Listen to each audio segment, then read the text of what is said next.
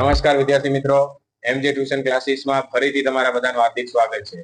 આજે આપણે ધોરણ 11 અને આંકડાશાસ્ત્ર જેનું ચેપ્ટર નંબર 3 એના વિભાગ સી વિશે ચર્ચા કરવાના છે. તો વિભાગ સી એની અંદર આપણે ફક્ત દાખલાઓની જ ચર્ચા કરવાના છે. થિયરી વિશે કોઈ જ માહિતી દેવાના નથી. થિયરી તમારે જ્યાંથી લખી હોય ત્યાંથી લખી શકો, બાકી અહીંયા આપણે દાખલાની ચર્ચા કરશું. તો દાખલા નંબર 7. તો દાખલા નંબર 7 થી શરૂઆત કરશું આપણે. દાખલા નંબર 7 ની અંદર શું કીધું છે આપણને કે એક ચલના મધ્યક અને બહુલક અનુક્રમે કેટલા આપેલા છે? 5.5 અને 6.4. અહીંયા એનો મીનિંગ કે આપણને મધ્યકે આપી દીધો છે અને બહુલક એટલે કે મધ્યક એટલે શું થાય? x બાર કેટલો આપેલો છે? 5.5. બહુલક એટલે શું થાય? mo. તો mo એટલે કેટલા આપી દીધા છે આપણને? 6.4. હવે આના ઉપરથી આપણને શું મેળવવાનું કીધું છે? મધ્યસ્થની કિંમત શોધો. એટલે કે m બરાબર ની કિંમત મેળવવાની કીધી કે m બરાબર કેટલા થાય. તો કયા સૂત્રનો યુઝ કરશું તો આપણને મધ્યસ્થ મળે? તો બહુલકનું આસાદિત સૂત્ર. રકમ ઉપરથી ખબર પડી જોઈએ, કારણ કે અહીંયા mo બરાબર 3m માઇનસ શું આવે છે? 2x બાર. તો આની અંદર આટલી જ વસ્તુ આપણને આપેલી રકમ, તો આ જ સૂત્રનો યુઝ થાય. તો એમ આપણે શું કરવાના છે? મેળવવાના. પણ બહુલક કેટલો આપી દીધો? 6.4. 3m એમને રાખવાના. હવે x બાર કેટલો આપેલો છે? તો 2 ગુણ્યા 5.5. ખબર પડી બધાને? હવે 6.4 બરાબર 3m માઇનસ 2 ગુણ્યા 5.2 કરો એટલે સોરી 5.5 કરો એટલે કેટલા આવશે? 11. રેડી? હવે આ માઇનસ છે, આ બાજુ આવે એટલે કેવા થઈ જાય? પ્લસ. એટલે કે 6.4 વત્તા કેટલા કરવાના? 11 બરાબર શું મળશે આપણને? 3m. તો આ બંનેનો સરવાળો એટલે કેટલા થશે? 17.4 બરાબર શું મળશે આપણને? 3m. આ 3 ક્યાં હોય ગયા? આના છેદમાં. તો m બરાબર શું મળશે આપણને? 17.4 ભાગ્યા 3 કરો તો m બરાબર આપણને 5.8. જે આપણને માંગ્યું હતું મધ્યસ્થ, તો મધ્યસ્થ કેટલો હશે? 5.8. આ તો આપણો 7મો દાખલો. હવે જોઈએ દાખલા નંબર 8. કોઈને કઈ પ્રશ્ન છે આમાં? હવે જોઈએ દાખલા નંબર 8. તો દાખલા નંબર 8 ની અંદર શું કીધું છે? બે સંખ્યાનો ગુણોત્તર મધ્યક. ગુણોત્તર મધ્યક કીધું છે. એટલે g બરાબર, દાખલા નંબર 8 ની અંદર આપણને શું આપી દીધું છે? g બરાબર કેટલા આપી દીધા છે? ગુણોત્તર મધ્યક આપણને 8 આપેલો છે. પછી શું કીધું છે? જો પ્રથમ સંખ્યા 4 હોય, એનો મીનિંગ કે પહેલી સંખ્યા x1 કેટલા આપી દીધી છે? 4. તો બીજી સંખ્યા શું કીધું છે આપણને? શોધો. બે સંખ્યા આપેલી છે, તો g મેળવવા માટેનું સૂત્ર શું છે? કે x1 ગુણ્યા x2. એમાં પહેલી સંખ્યા તો આપણને g બરાબર કેટલા આપી દીધા? 8. અને પહેલી સંખ્યા આપણને 4 આપી દીધી. બીજી સંખ્યા શું કરવાની છે? આપણે મેળવવાની છે. તો આનું વર્ગમૂળ નીકળે એટલે આનું શું થઈ જાય? સ્ક્વેર થાય. એટલે 8 નો સ્ક્વેર 4 ગુણ્યા શું થશે? x2. ખબર પડી બધાને? તો 64 ભાગ્યા કેટલા કરશું આપણે? 4 બરાબર શું મળશે આપણને? x2. તો કેટલા મળશે? x2 બરાબર 16. જો મેં શોર્ટમાં બતાવ્યું છે, નો ખબર પડી હોય તો બીજી વાત કે આનો સ્ક્વેર કેટલો થાય? 64. અને આ 4 ક્યાં વહી ગયા? આના છેદમાં. જેમ અહીંયા આપણે 3m હતા, તો અહીંયા શું કર્યું? 17 ના છેદમાં કેટલા? 17.4 ના છેદમાં કેટલા લઈ લીધા? 3. આના છેદમાં લઈ લીધા હતા કે નહીં? એ જ વસ્તુ મેં ડાયરેક્ટ કર્યું છે કે 64 ભાગ્યા કેટલા કરી નાખ્યા? 4. તો અહીંયા શું વધ્યું? x2. તો x2 ની કિંમત મળી જાય એટલે બીજી સંખ્યા કેટલી હોય? 16. હવે જે આપણને માંગ્યોથી જવાબ મળી ગયો. હવે જોઈએ દાખલા નંબર 9. એક ફેક્ટરી ના સાપ્તાહિક ઉત્પાદન એટલે કે અઠવાડિયાનું ઉત્પાદન આપેલું x નો મધ્યક એટલે કે x બાર નો મધ્યક આપણને આપી દીધો છે. x બાર બરાબર કેટલા આપી દીધા છે? 81. હવે એનું ઉત્પાદન ખર્ચનું વિધેય આપેલું આપણને y બરાબર શું આપેલું છે? 3x વત્તા 50. આ છે 12મા ધોરણનો દાખલો. કયા ધોરણનો છે? 12મા ધોરણનો. તો એને શું કીધું છે આપણને? તો ખર્ચનો મધ્યક શોધો. એટલે કે y નો મધ્યક મેળવવાનું કીધું છે. કાંઈ જ કરવાનું નથી. જ્યાં x દેખાય ત્યાં કેટલા મૂકી દેવાના?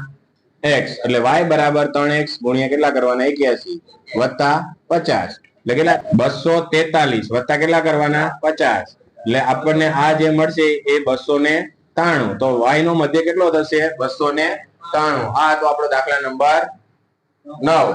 હવે જોઈએ દાખલા નંબર 10. દાખલા નંબર 10 ની અંદર શું કીધું છે? તો દાખલા નંબર 10 માં આપણને કીધું છે અવલોકન a-5. જો આ હું પહેલા લખી નાખું. a-5 પછી શું આપેલું છે આપણને? a વત્તા 1 પછી અલ્પવિરામ a વત્તા 2 પછી a આપેલું હે ને a-3 સોરી a-3 અને a આપેલું. રેડી? હવે એનો મધ્યસ્થ આપણને આપી દીધો. મધ્યસ્થ એટલે શું થાય? m બરાબર કેટલા આપી દીધા છે? 10 આપી દીધા છે. તો આના ઉપરથી આપણને શું મેળવવાનું કીધું છે? a ની કિંમત શોધો. પહેલા તો મધ્યસ્થ મેળવવા માટે આ કિંમતને શું કરવી પડશે? આપણે ચડતા ક્રમમાં ગોઠવવી પડશે. તો અહીં લખવાનું ચડતા ક્રમ બરાબર. પહેલા સૌથી પહેલા કઈ આવે? માઇનસ સંખ્યા લખવાની. તો x માઇનસ જે આપેલું છે સોરી a માઇનસ શું આવશે? પહેલા 5 આવે. પછી શું આવે? પછી a-3 પછી a આવે અને પછી શું આવે? a વત્તા 1 અને પછી a વત્તા 2. આ રીતના ચડતા ક્રમમાં ગોઠવી દેવાનું. હવે તમારે મધ્યસ્થનું શું આવે? આપણું સૂત્ર. તો m બરાબર નું સૂત્ર શું હોય? n+1 છેદમાં શું આવે? 2 માં અવલોકનની કિંમત. તો હવે કેટલા અવલોકનો છે ટોટલ? આ 1 2 3 4 અને 5. તો m બરાબર શું મળશે આપણને? 5 વત્તા 1 ભાગ્યા 2 એટલે કે 6 ભાગ્યા કેટલા થાય? 2. તો m બરાબર આપણને કેટલા મળ્યા? 3. તો ત્રીજું અવલોકન કયું છે? a આવ્યું. તો m બરાબર શું મળ્યા આપણને? a. હવે m બરાબર કેટલા આપી દીધા છે અહીંયા? 10. તો a બરાબર કેટલા થયા? 10. આ આપણો શું થયો? જવાબ. આ હતો આપણો દાખલા નંબર 10. કોઈને કઈ પ્રશ્ન છે? અહીંયા આપણને દાખલા નંબર 11. તો દાખલા નંબર 11 ની અંદર શું કીધું છે? કે એક વર્ગના 40 વિદ્યાર્થીઓના ગણિત વિષયના ગુણનો મધ્ય. હવે અહીંયા n1 આપી દીધા છે. એક વર્ગની અંદર કેટલા વિદ્યાર્થીઓ આપેલા છે? 40.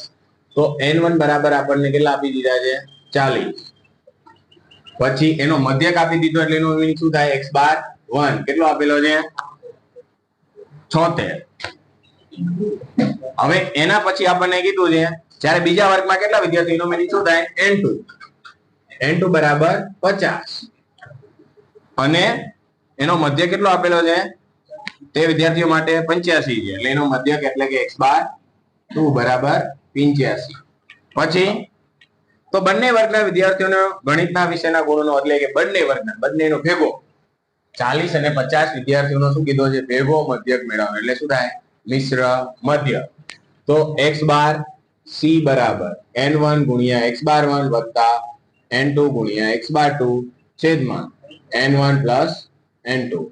તો n1 એટલે કેટલા આપેલા છે? 40 ગુણ્યા કેટલા કરવાના? 76 વત્તા n2 એટલે 50 ગુણ્યા કેટલા કરવાના છે? 85 છેદમાં 40 વત્તા 50. ચલો 40 ગુણ્યા 76 કરો કેટલા આવે છે?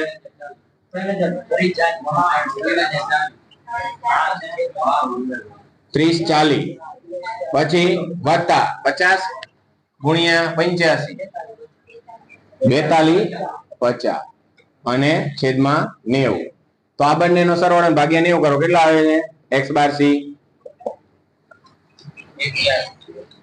81. તો આ મળી ગયા આપણને x બાર c બંને વર્ગનો મિશ્ર મધ્ય. આ તો આપણો દાખલા નંબર 11. અહીં આપણે જોઈએ દાખલા નંબર 12. તો દાખલા નંબર 12 ની અંદર શું આપેલું છે આપણને? કે એક વિસ્તારમાં રહેતા કુટુંબોના કુટુંબ દીઠ વાહનોની સંખ્યા નીચેના કોષ્ટકમાં આપેલી છે. વાહનોની સંખ્યાનો મધ્યસ્થ શોધો. તો અહીંયા આપણે લખશું પહેલા તો x ના અવલોકનની કિંમત. જો આપેલું હોય વાહનોની સંખ્યા એને શું કહેવાય? x. 0 1 2 3 4 ક્યાં સુધી આપેલું છે?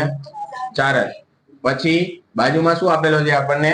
f કે 2 4 2 4 9 7 3 અને કુલ કેટલો આપેલો છે? 25. ખબર પડી બધાને? તો મધ્યસ્થ મેળવવાનું કીધું તો બાજુમાં શું મેળવી લેવાનું? CF કે 2 6 15 22 અને 25. ખબર પડી? હવે આપણે એના માટેનું સૂત્ર m બરાબર શું આવશે? n+1 છેદમાં 2 માં અવલોકનની કિંમત. તો n એટલે આપણે કેટલા લીધા છે? 25 વત્તા 1 ભાગ્યા 2 માં અવલોકનની કિંમત. તો 26 ભાગ્યા 2 કરો કેટલા આવે છે? 13માં અવલોકનની કિંમત. હવે CF માં જોવાનું 13 શેમાં આવેલા છે? 15 માં. એની સામે શું મળે છે આપણને? 2. તો m બરાબર કેટલા મળ્યા? 2. આ શું થઈ ગયો આપણો મધ્ય? આ તો આપણો દાખલા નંબર 12. હવે જોઈએ દાખલા નંબર 13. તો દાખલા નંબર 13 ની અંદર શું કીધું છે એ જોઈએ. તો દાખલા નંબર 13 માં આપણને શું કીધું છે? નીચેની માહિતી પરથી x નો ભારિત મધ્ય શોધો. હવે આમાં આપણને શું મેળવવાનું કીધું છે? ભારિત મધ્ય. એમાં ચલ એટલે કે x ના અવલોકનની કિંમત આપી દીધી છે. x બરાબર શું આપેલું છે આપણને? 1500, 800 અને 200. બાજુમાં w આપેલા છે. ભાર કેટલો આપેલો છે આપણને? 5, 4, 1. લે હવે કઈ કરવાનું નથી. અહીંયા શું લખી નાખવાનું? wx એટલે કે આ બંનેનો ગુણાકાર. 1500 ગુણ્યા કેટલા કરવાના? 5 એટલે 7500 અને 800 ગુણ્યા કેટલા કરવાના? 4 એટલે કેટલા થાય? 3200 અને 200. હવે આનો ટોટલ મારો એટલે કેટલા થશે? 10,400 ના 10,400 ને 10,900. આનો ટોટલ કેટલો મળશે આપણને? 10,900. હવે આપણને ભારિત મધ્યક કીધું હતું. તો ભારિત મધ્યકને શેના વડે દર્શાવવામાં આવશે? x બાર w. તો એના માટેનું સૂત્ર સિગ્મા wx અને સિગ્મા w. તો 10,900 ભાગ્યા કેટલા કરવાના? આનો ટોટલ મારો એટલે કેટલા થાય? 10. તો ભાગ્યા 10 કરો એટલે x બાર w 10,90. આ મળી ગયો આપણને ભારિત મધ્યક. આ તો આપણો દાખલા નંબર 13 અને વિભાગ C ના દાખલા. હવે જોઈએ વિભાગ D ઉપર ચર્ચા કરીએ.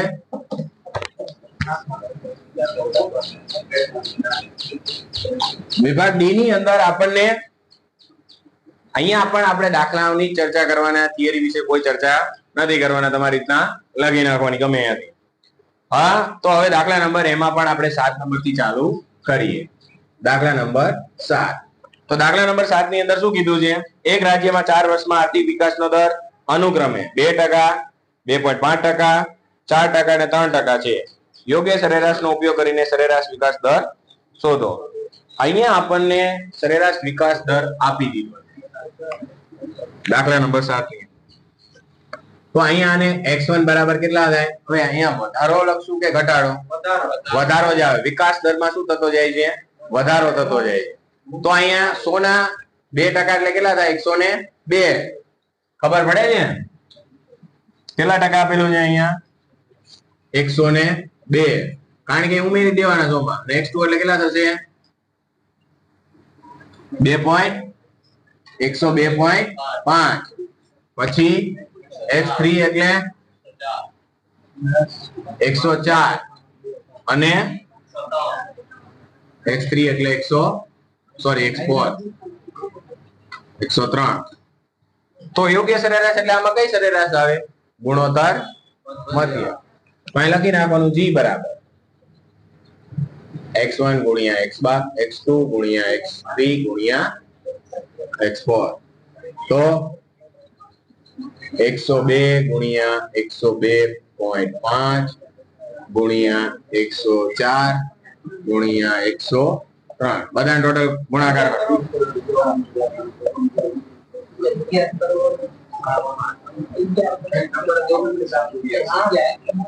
આટલું આવે છે. હવે આનું વર્ગમૂળ કેટલી વાર કાઢવાનું? 2 વાર. 4 સંખ્યા હોય તો 2 વાર.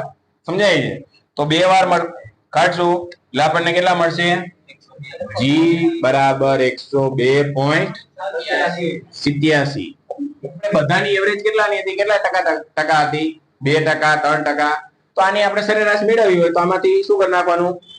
102 માંથી આપણે શું કરી નાખવાનું? આમાંથી શું કરી નાખવાનું? 100 માઇનસ કરવાના. કારણ કે આપણે 100% લીધા હતા બધામાં. તો આમાં પણ આપણે શું કરી નાખવાના? 100 શું કરી નાખવાના? બાદ કરી નાખવાના. એટલે કે g બરાબર કેટલા મળે? તો 2.87. રેડી? હવે આપણો દાખલા નંબર 8 જોઈએ 8. તો દાખલા નંબર 8 ની અંદર માં શું કીધું છે આપણને કે મોબાઈલ ફોનની એક દુકાનમાં દૈનિક વેચાણ નીચેની માહિતી પરથી D7 અને P15 શોધો અને તેનું અર્થઘટન કરો. તો આપણે અહીંયા જોઈએ મોબાઈલની સંખ્યા એટલે શું થાય x. કેટલા આપેલા છે 4 6 7 8 10 અને 12. બાજુમાં શું તમને આપેલું છે f 3 9 15 23 8 2. આનો ટોટલ કેટલો થશે? આપણને શું મેળવવાનું કીધું છે D7 અને P15. તો પહેલા શું મેળવી લેવાનું બાજુમાં CF. તો 3 12 અને કેટલા આવશે 27 એટલે 50 50 પ્લસ 58 અહીંયા 60 એટલે n બરાબર કેટલા થશે 60. હવે પહેલા આપણે શું મેળવશું D7 બરાબરનું સૂત્ર શું આવશે? આ કેવા પ્રકારની માહિતી છે અસતત. તો 7 ગુણ્યા n+1 છેદમાં 10 માં અવલોકનની કિંમત. તો 7 ગુણ્યા 60 વત્તા કેટલા કરશું 1 ભાગ્યા કેટલા કરશું 10. તો 61 ભાગ્યા 10 એટલે 6.1 એને ગુણ્યા 7 એટલે 42.7 માં અવલોકનની કિંમત આવશે.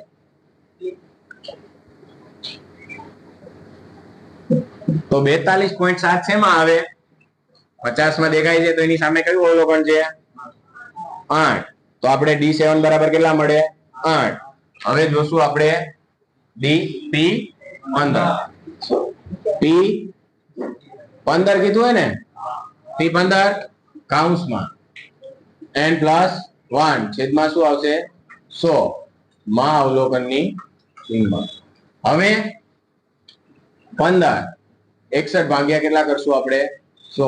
તો 0.61 ગુણ્યા 15 કરો કેટલા આવે છે 9.15. તો અહીંયા 9.15 માં અવલોકનની કિંમત. તો 9.15 શેમાં આવે 12 માં. એની સામે કયું અવલોકન આપેલું છે? તો P15 બરાબર કેટલા મળશે આપણને 6. આ આવતો આપણો દાખલા નંબર 8. હવે જોઈએ દાખલા નંબર 9. એની ખબર પડી બધાને? હવે દાખલા નંબર 9 ની અંદર શું કીધું છે? એક પરફ્યુમ ઉત્પાદન મશીનરી ભરેલી બોટલમાં પરફ્યુમનો જથ્થાનો શું કીધું જથ્થોનો મધ્યક 29.6 ml અને 30 ml ની વચ્ચે હોય તો અહીંયા મધ્યક આપી દીધો છે. કેની વચ્ચે કીધું છે? x બાર ની કિંમત શું કીધી છે આપણને કે 29.6 થી લઈને ક્યાં સુધી છે 30.4 મિલી ની વચ્ચે હોય તો તપાસ માટે લીધેલ 7. એનો મીનિંગ કે n બરાબર કેટલા થયા 7. તો જથ્થો છે તો નીચે પ્રમાણે છે. તો નીચે યોગ્ય શું કીધું રીતે કામ કરે છે. અહીંયા આપણને અવલોકનની કિંમત આપી દીધી છે 30.2 પછી 28.9 અને 29.2 30.1 પછી 29.4 31.3 અને 31.4. તો મધ્યક મેળવવાનો છે. તો આપણે જોઈએ કેવા પ્રકારની માહિતી છે અવર્ગીકૃત.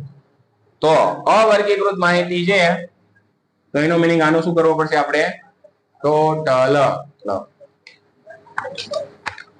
તો 30.2 plus 28.9 plus 29.2 plus 30.1 plus 29.4 plus 31.3 plus 31.4 તો 210.5 બરાબર. હવે તો x બાર નું સૂત્ર મૂકી દઈએ સિગ્મા x છેદમાં n. સમજાણો? તો સિગ્મા x એટલે કેટલા મળ્યા આપણને 210.5 અને n એટલે કેટલા આપેલા છે 7. તો ભાગ્યા 7 કરશું આપણે તો 30.07. તો અહીંયા આપણને એનો વિસ્તાર કેટલો આપેલો હતો મધ્યક નો જોવો તો શરૂઆતમાં એને મધ્યક શું કીધું 29.6 થી ક્યાં સુધી આપેલું છે 30.4. તો એની વચ્ચે જ આવે. સમજાય છે? તો આપણને એને જવાબ શું માંગ્યો તો યોગ્ય છે કે નહીં, મશીન યોગ્ય કામ કરે છે? તો હા. હવે આપણે દાખલા નંબર 10 જોઈએ. હવે અહીંયા ધ્યાન, દાખલા નંબર 10 જોઈએ. હવે તો દાખલા નંબર 10 ની અંદર શું કીધું છે એ જોઈએ આપણે. તો દાખલા નંબર 10 ની અંદર કીધું એક વર્ગના 34 છોકરાઓ ઓને મળેલ ગુણનો મધ્યક. એનો મીનિંગ કે એક વર્ગની અંદર કેટલા વિદ્યાર્થીઓ છે 34. તો n1 કેટલા થઈ ગયા 34. તો આ લખવાનું n1 બરાબર 34 અને એનો મધ્ય કેટલો આપેલો છે 57. તો x બાર 1 કેટલા થયા 57. પછી શું કીધું એ તે વર્ગના બધા જ વિદ્યાર્થીઓ, જો અમુક શું કરે છે અહીંયા 60 વિદ્યાર્થીઓ આપેલા છે ને એને શું કરી નાખે n2 કરી નાખે. એ ખોટું થાય છે. અહીંયા શું કીધું તે વર્ગના બધા જ વિદ્યાર્થીઓ. ટોટલ આપણને અહીંયા પહેલા વર્ગની અહીંયા આપેલું છે એક વર્ગની અંદર 34 વિદ્યાર્થીઓ કીધા છે. ટોટલ એની અંદર કેટલા વિદ્યાર્થીઓ છે 60. એમાંથી 34 નો જ આપેલો છે છોકરાઓનો.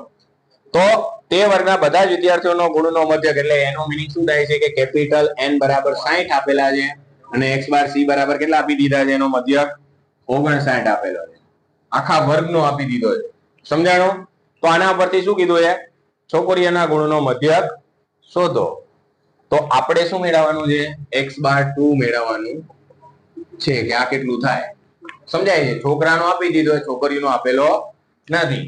તો અહીંયા x બાર c માટેનું સૂત્ર n1 ગુણ્યા x બાર 1 વત્તા n2 ગુણ્યા x બાર 2 છેદમાં n પ્લસ n2. હવે n1 એટલે આપણને કેટલા આપેલા છે 34. હવે n2 મેળવવાનું તો તમારે શું કરવાનું 60 માંથી શું કરી દેવાના 34 શું કરવાના બાદ કરવાના એટલે કેટલા મળે 26. તો અહીંયા આપણે પેલા તો ગુણાકાર કરશું 57 વત્તા n2 એટલે કેટલા લઈશું આપણે 26 ગુણ્યા શું કરશું x બાર 2 અને છેદમાં ટોટલ લઈ લેવાના 60. સમજાણું? એટલે કે 26 વત્તા તમે 34 કરો તો પણ ચાલે અને ડાયરેક્ટ તમે 60 લખો કારણ કે રકમની અંદર આપણને આપી દીધા છે આખા વર્ગની અંદર કેટલા વિદ્યાર્થીઓ છે 60. હવે 34 ગુણ્યા તમારે કેટલા કરવાના 57 કેટલા આવે 1938 પ્લસ 26 x બાર 2 અને છેદમાં કેટલા લઈશું 60. પણ અહીંયા આપણને x બાર c આપી દીધા કેટલા આપી દીધા છે 59. અહીંયા પણ શું લઈશું આપણે 59. તો 59 ગુણ્યા 60 કરો 35 40.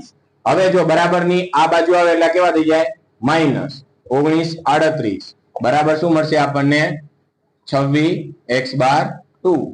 તો બાદ બાકી કરો 1602 બરાબર 26 x બાર 2. તો આ 26 ક્યાં વહી જાય આના છેદમાં તો x બાર 2 બરાબર કેટલા મળશે આપણને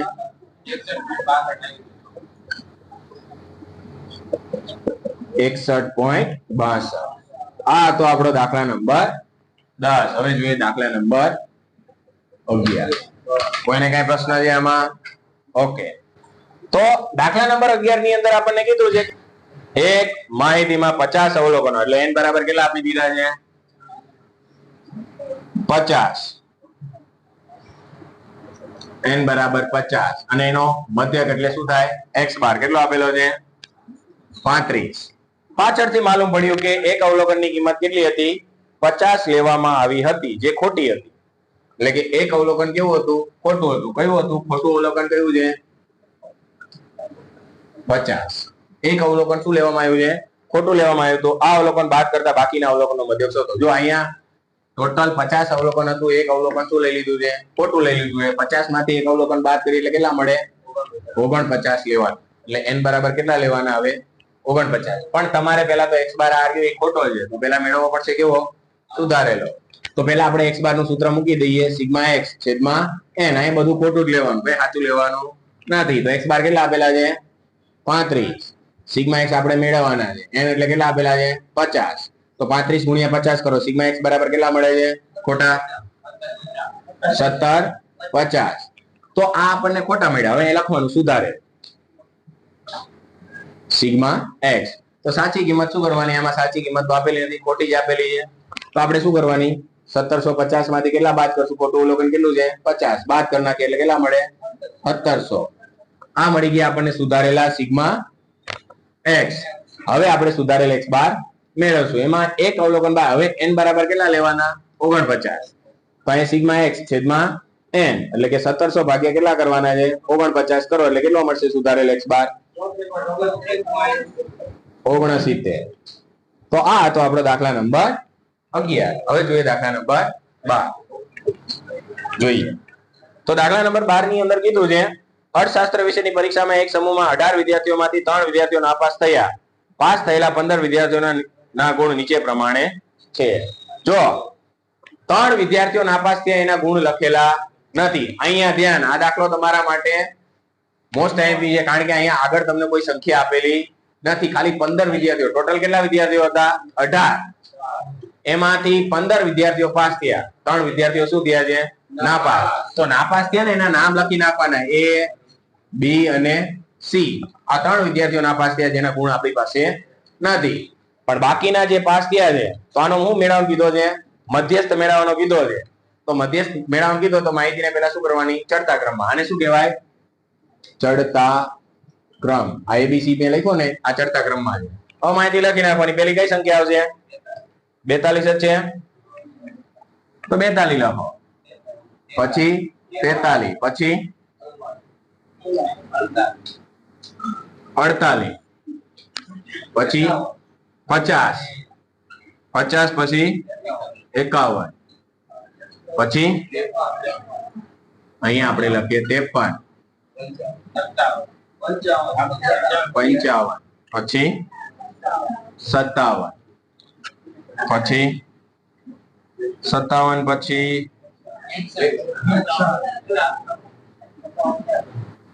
57 તો છે, પછી 58 નથી, 61, પછી 64, 65, પછી 68, 70, પછી 75, 79. હવે આ જોવાનું કે 1 2 3 4 5 6 7 8 9 10 11 12 13 14 15 16 17 અને 18 થઈ ગયા 18 વિદ્યાર્થીઓ. હવે આના ઉપરથી શું મેળવવાનું કીધું છે આપણને? મધ્યસ્થ મેળવવાનું. તો મધ્યસ્થ મેળવવા માટે સૂત્ર m બરાબર શું આવશે? n+1/2 માં અવલોકનની કિંમત. તો n એટલે આપણે 18 લેવાના છે, વત્તા 1 અને ભાગ્યા 2 એટલે કેટલા આવશે? 19 ભાગ્યા 2 કરો તો 9.5 માં અવલોકનની શું આવશે? કિંમત. તો 9.5 મું અવલોકન આપણે અહીંથી જોવાનું છે. 1 2 3 4 5 6 7 8 9. તો 9મું અવલોકન કેટલું મળ્યું આપણને? 53 વત્તા શું અવલોકન પ્લસ 10મું અવલોકન એટલે કેટલા આવશે? 55 ભાગ્યા કેટલા કરશું આપણે? 2 તો કેટલા મળશે આપણને? બંનેનો સરવાળો કેટલો થાય? 108 ભાગ્યા કેટલા કરશું? 2 એટલે m બરાબર કેટલા મળશે આપણને? 54. આ તો આપણો દાખલા નંબર કેટલામાં? 12. હવે જોઈએ દાખલા નંબર 13. તો એમાં કીધું છે કંપનીના દૈનિક વેચાણનો મધ્યક આપી દીધો છે દાખલા નંબર 13 માં. x બાર બરાબર કેટલા આપેલા છે? 126.2. એક નવી જાહેરાત નીતિ અપનાવ્યા બાદ 10 દિવસના વેચાણના આંકડા નીચે પ્રમાણે છે. આના ઉપરથી શું નવી જાહેરાતની નીતિથી શું મધ્યક વધ્યો છે કે નહીં? આપણે બીજી વાર મધ્યક મેળવવાનો છે. અહીં આપણે લખી નાખીએ અવલોકનની સંખ્યા કેટલી આપેલી છે? 156, પછી 125, પછી 162, 153, 130, 124, 127, 142, 149 અને 121. આ બધાનો ટોટલ મારો કેટલો થાય છે? બધાનો ટોટલ મારશું આપણે 156 plus 125 plus 162 plus 153 plus 130 plus 124 plus 127 plus 142 plus 149 plus 121 એટલે કે 1389 આ આપણો ટોટલ છે. હવે આપણે શું મેળવશું x બાર સિગ્મા x છેદમાં n. તો n એટલે કેટલા અવલોકન આપેલા છે 10. તો 1389 છેદમાં 10 તો x બાર બરાબર કેટલા મળશે 138.9. એનો મીનિંગ કે જાહેરાત કર્યા પછી એનું વેચાણમાં વધારો થયો છે. પહેલા કેટલો આપેલો હતો 126.2 એ વધીને કેટલો થઈ ગયો એવરેજ 138.9. એનો મીનિંગ કે જાહેરાત કર્યા પછી એની અસર થઈ છે. આ તો આપણો વિભાગ ડી. હવે નેક્સ્ટ વિડીયોની અંદર વિભાગ એ ની અંદર આપણે ચર્ચા કરશું. જય હિન્દ જય ભારત.